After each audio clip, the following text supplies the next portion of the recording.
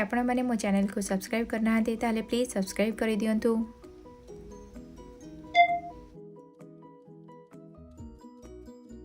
आज रेसिपी है सजना साग। चलतु देखा आमको सजना साग बनवाई कौन कौन सब दरकार। सजना साग को आम भल भाव बाछि देथिबा आ धोई देथिबा। गोटे बड़ चामच तेल, अल्प किछि जीरा, 2टा कंचा लंका, गोटे छोट पियाज चूना कटा होइथिबा, लूण स्वाद अनुसार, अल्प किछि नड़िया कोरा।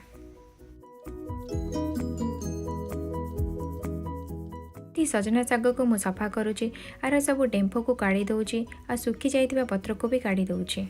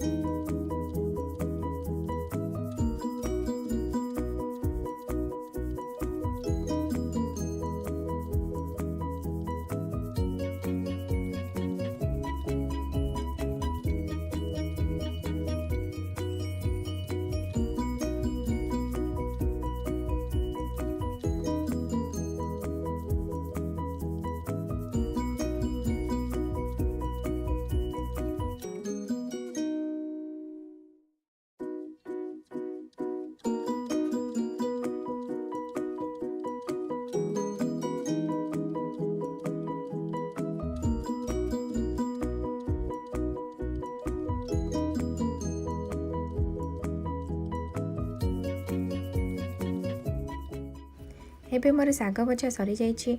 आउ देखि पारुथिबे एटा मोर बछा होइतिबा साग। आउ एटा सागरु बाहरी थिबा डेम्फ आउ सुखिला पत्र।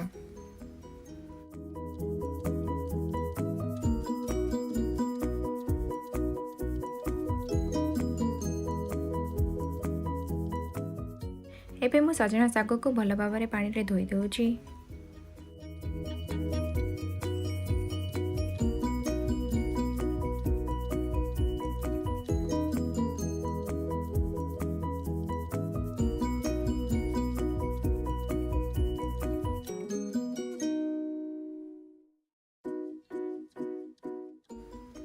एबे गरम कड़ाई रे मु गोटे बड़ चामच तेल पकेइली। एबे कड़ाई रे आधा छोट चामच जीरा पकेइली आ जीरा को भल भाव फुटिबा पई छाडिली।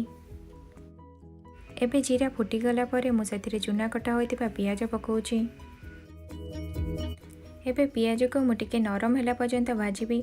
2-3 मिनिट पर्यंत भाजुची। आ सेथिरे मु एबे कंचा लंका पकेइली।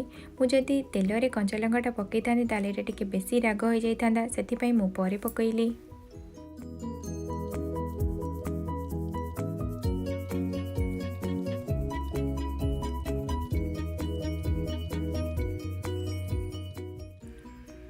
मो पियाज एबे भाजी ही गलानी।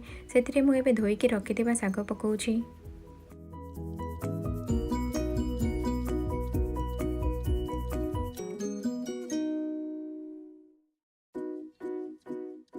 एबे मु सागरे लूण पकेइली।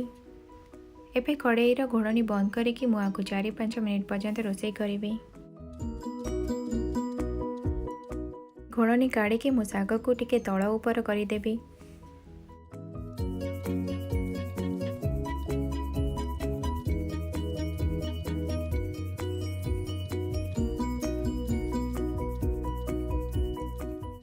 एबे एथिरे मु नड़िया कोरा पकाउची। नड़िया कोरा पकईकी आको मु भल भाबे टिके घांटी देबी।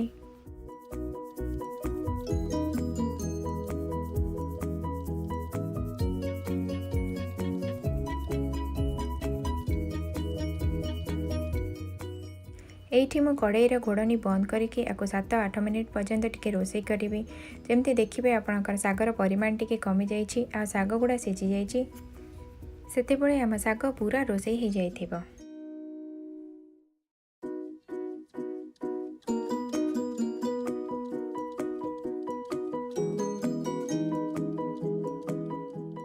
एबे गोळनी काढ़ी मु शाग को 2-3 मिनिट पर्यंत भाजीबी।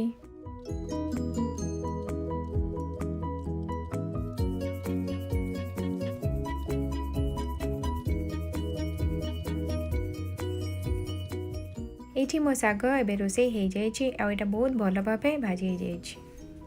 आपण मानक जदि आज मोर रेसिपी भल लगे ताहले प्लीज़ लाइक करूँ, शेयर करूँ और मो चैनल को सब्सक्राइब करूँ। Thank you.